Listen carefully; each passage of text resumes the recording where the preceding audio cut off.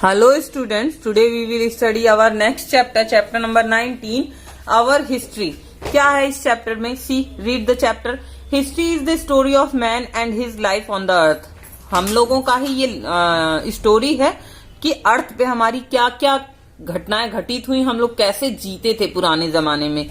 When we look into the past, we find that the prehistoric time has no particular written record. कोई record नहीं है लिखित रूप में. It may be nearly 3 million years ago when the story of man began. 3 millions मतलब 1 million में पता होगा सबको 10 लाख होता है 1 million में. 3 million 30 लाख पुराने साल पुरानी कहानी है ये. इतना पुराना ये रिकॉर्ड लिखित रूप में नहीं है, लेकिन स्टार्ट तभी हो गया था. Period from prehistoric time to 600 AD is called ancient period. AD और बीसी थोड़ा सा यहाँ दिया हुआ है, उसके बारे में समझ लीजिए. ये साल तब से शुरू हुआ था जब जीसस क्राइस्ट की डेथ हो गई थी, तब उसके बाद से हम लोगों का 1 ईयर 2 ईयर 3 ईयर शुरू होने लगा और अब तक 2020 खत्म हो गया. 21 में हम लोग आ गए हैं, तो ये एडी है. और उसके बाद बीसी जो था वो बीसी था बिफोर क्राइस्ट. क्राइस्ट पैदा भी नहीं हुए थे, उसके भी पहले की सारी कहानी है. तो वो चीजें कहीं रिकॉर्ड में नहीं है. और बीसी उल्टा चलता है, एडी सीधा चलता है. से ancient period. It is believed that early human had ape like forms in the beginning. शुरुआत में वो लोग एप लाइक थे, मतलब बनमानुस की तरह से थे. They lived like animal in the jungle, gathered their food from forest and hunted animals. आप जंगलों से खाना इकट्ठा करते थे, जंगलों में ही रहते थे और शिकार करते थे. Slowly they lived in group and learn to cultivate and produce food. धीरे धीरे वो लोग ग्रुप में रहने लगे और कैसे खाना प्रोड्यूस करते हैं वो सब चीजें वो लोग सीखने लगे. और फसल मतलब खेती बाड़ी, कल्टीवेशन भी सीखा उन्होंने. Their life progressed further with the discovery of the fire when they learned that cooked food was much tastier. धीरे धीरे जब उन लोगों ने आग की खोज की तो उन लोगों को पता चला कि आग की खोज से खाना जो है वो ज्यादा टेस्टी होता है. They started to move from one place to another with the invention of wheel. और व्हील की खोज के बाद वो एक जगह से दूसरी जगह जाने लगे. This was the beginning of early civilization. और ये प्रारंभिक सभ्यता की शुरुआत थी. The early human made tools and weapons of stone to kill animals. Hence this period of early humans has been called the Stone Age. क्योंकि वो पत्थरों से जानवरों को मारते थे, इसलिए स्टोन एज कहा गया उस टाइम को. Historians tell us that there was a very advanced civilization called Indus Valley or Harappan civilization at Mohenjo-daro and Harappa. Harappa और मोहनजोदाड़ो में एक बहुत एडवांस सिविलाइजेशन थी, सभ्यता थी जो बहुत आगे बढ़ चुके थे. Both the cities flourished on the bank of the Indus river. ये दोनों फले फूले थे इंडस नदी के पास में. नाउ इन पाकिस्तान, जो कि अभी पाकिस्तान में है. The evidence is found that Harappan civilization had facility of irrigation, home of bricks and systematic town planning.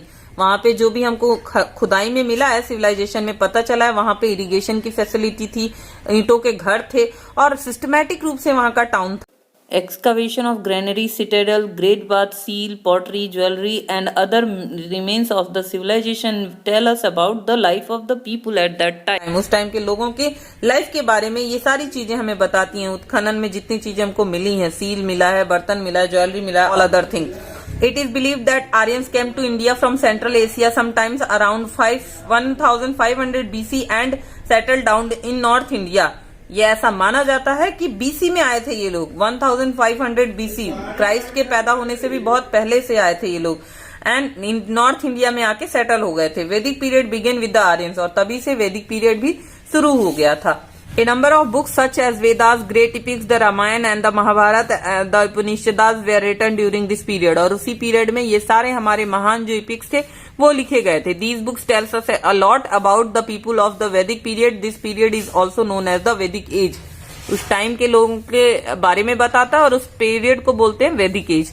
During the later Vedic period, there were a number of Janapadas और small kingdoms. उसके बाद कुछ जनपद बने वहां पे और छोटे छोटे राज्य भी बने. In 600 BC there were 6 major states of the Aryans in North India. उनके आर्यन के कुछ मेजर स्टेट्स बन गए थे. These states were called Mahajanapada. उनको महाजनपद कहा गया. जो छोटे छोटे थे वो जनपद थे और जो बड़े बड़े हो गए मेजर थे, मतलब वो बड़े शहर थे उनके, तो उसे महाजनपद कहा गया. महाजनपद वर कॉन्स्टेंटली एट वॉर. लेकिन जो महाजनपद थे वो हमेशा ही युद्ध में ही लगे रहते थे। Later they were all conquered by the ruler of the Magadha, the powerful kingdom of north India. बाद में वो सब मगध के राजा ने जीत लिया और वही बाद में नॉर्थ इंडिया का पावरफुल किंगडम भी बना। Alexander the king of Macedonia, a small state in Greece, Greece का एक राजा था ये मैक्डोनिया का, invaded India in 326 BC, 326 BC में वो भारत आया। He defeated king Porus of Punjab but was very impressed with his bravery and he return his kingdom. वो पोरस से लड़ा और उनसे जीता भी, लेकिन फिर भी उनकी बहादुरी से इतना खुश हुआ कि इसने उनका राज्य लौटा दिया और वापस चला गया। Alexander had to go back as his soldiers were eager to go back, क्योंकि वो भी उसके सोल्जर भी वापस जाना चाहते थे अपने परिवार के साथ, इसलिए वो भी वापस चला गया। Alexander died on the way back in 323 BC at Babylon, Babylon में वापस जाते टाइम वो मर गया था Alexander. In 323 BC Chandragupta Maurya became the ruler of Magadha, और उसी टाइम मगध का जो रूलर हुआ था वो चंद्रगुप्त मौर्य बना था। He founded a new empire, that Mauryan Empire, with the help of the Chanakya, Chanakya की मदद से उन्होंने नया साम्राज्य स्थापित किया। Chandragupta was succeeded by his son Bindusara, लेकिन उसके ही बेटे ने उसको हरा दिया और फिर वो राजा बन गया, हरा करके बिंदुसार राजा बन गया। Bindusara was succeeded by his son Ashoka, और उसके बेटे ने अशोक ने उसको भी हरा दिया। पहले ऐसे ही होता था, बहुत से ज्यादा बच्चे जो थे अपने बाप को मार मार करके हरा करके और उनसे राज्य छीन लिया करते थे। The great, Ashoka the great भी था वो, लेकिन फिर भी उसने भी अपने पिता को हराया था। Ashoka was one of the greatest king in the world history, पूरी दुनिया की हिस्ट्री में वो बहुत महान राजाओं में से एक था अशोका जो था। Ashoka was a brave emperor, बहुत बहादुर था। In 261 BC he conquered Kalinga but become very upset because of scene of death and devastation. Kalinga का युद्ध हुआ और उस युद्ध से ये जीता तो, लेकिन वहां पे इतने लोग मरे थे, इतना नरसंहार हुआ था कि इसका हृदय परिवर्तित हो गया। Ashoka took a vow never to wage a war again, और उसने शपथ लिया कि वो दोबारा से कभी कोई युद्ध नहीं लड़ेगा। He decided to follow and preach the teaching of Buddhism, और उसके बाद से उसने बुद्ध धर्म को अपना लिया और बुद्ध की सीख को फैलाना शुरू किया। After the Mauryas an important power in North India was that of Guptas. Maurya के बाद गुप्त लोग आए। During the period of Gupta Empire, India earned a great name and fame. Hence, the period of the Guptas has been regarded as the golden age of India. गुप्त का जो period था उस टाइम में भारत ने बहुत अपना नाम और काम कमाया था, उसी की प्रसिद्धि कमाई थी, इसी वजह से उस एज को गोल्डन एज कहा जाता है। Medieval period. The medieval period stands from 600 AD to 1750 AD. 1750 इसको पढ़ते हैं। During this period, the various kings were ruled their kingdoms. The major events happened when Mahmud Ghazni of Persia, now Iran, अभी Iran में है, and Muhammad Ghori of Turkey invaded North India and looted the riches of our country. ये दोनों महमूद गजनी और मोहम्मद गौरी दोनों आए और इन्होंने भारत पे आक्रमण किया और हमें लूटा, बहुत ज्यादा हमारी धन वैभव सब चीजों को लूटा। Later Qutubuddin Aibak of slave, जो कि मोहम्मद गौरी का सेवक था, became the ruler of north India, बाद में वो नॉर्थ इंडिया का राजा बन गया। ही founded the Delhi Sultanate because the ruler during this period called themselves sultans. उसने दिल्ली सल्तनत बनाया क्योंकि उस टाइम के जो रूलर थे खुद को वो सुल्तान कहलवाते थे। He was followed by Iltutmish, Razia Sultan and Balban. उसके बाद उसके जो अधिकारी हुए थे, इल्तुतमिश हुआ था, रजिया सुल्तान उसकी बेटी थी और बलबन था, ये लोग उसके उत्तराधिकारी हुए थे। उसके बाद in 1526 Babur invaded north India, Babur ने नॉर्थ इंडिया में आक्रमण किया, नॉर्थ साइड में, उत्तरी भारत पे, and led the foundation of the Mughal rule in India, और फिर उसके बाद मुगल साम्राज्य भारत में उसने स्थापित किया बाबर ने। हुमायूं जो बाबर का सन था, the son of Babur became the second Mughal emperor, और वो दूसरा मुगल एम्परर बना। He was succeeded by his son Akbar, और फिर उसके बाद उसका बेटा राजा बना अकबर इन 1556 एडी। अब ये एडी चल रहा है, after the death of Christ. Akbar was considered as the greatest of the Mughal emperors, Mughal emperors में सबसे महान राजाओं में से अकबर की गिनती होती है। After Akbar came Jahangir and Shahjahan, Akbar का बेटा जहांगीर, जहांगीर का बेटा Shahjahan. Shahjahan was a lover of art and architecture, वो आर्ट और आर्किटेक्चर का बहुत बड़ा लवर था। He built the famous monument, the Taj Mahal at Agra. He was succeeded by his son Aurangzeb, whose reign lasted from 1658 to 1707 AD. He was the last emperor ruler of the Mughal Empire. Mughal empire का जो आखिरी ruler था वो औरंगजेब था। The successors of Aurangzeb, the later Mughal lost their power gradually with the decline of Mughal empire. The rulers of governors of Hyderabad, Bengal, Awadh, Punjab, Mysore, the Jats, the Rajput declared their independence from the Mughal empire. उसके बाद Mughal empire धीरे धीरे खत्म होने लगा और अलग अलग जगहों के जो राजपूत थे और जो अलग अलग जगहों के शासक थे उन्होंने खुद को मुगल एम्पायर से स्वतंत्र घोषित कर दिया। The Marathas had grown into a great power under Shivaji, और शिवाजी की देखरेख में जो मराठा थे उन लोगों ने भी अपना बहुत बड़ा पावर हासिल किया था। Then modern period, the modern period started from 1750 and is still continued. It started with the decline of Mughal period. Mughal period के खात्मे के बाद modern period शुरू हो गया। During this period the Portuguese, the Dutch, the English and the French established their companies in India for the purpose of trade. व्यापार के लिए ये अलग अलग जगहों के लोगों ने भारत में आकर के अपना अपना कंपनी बनाया।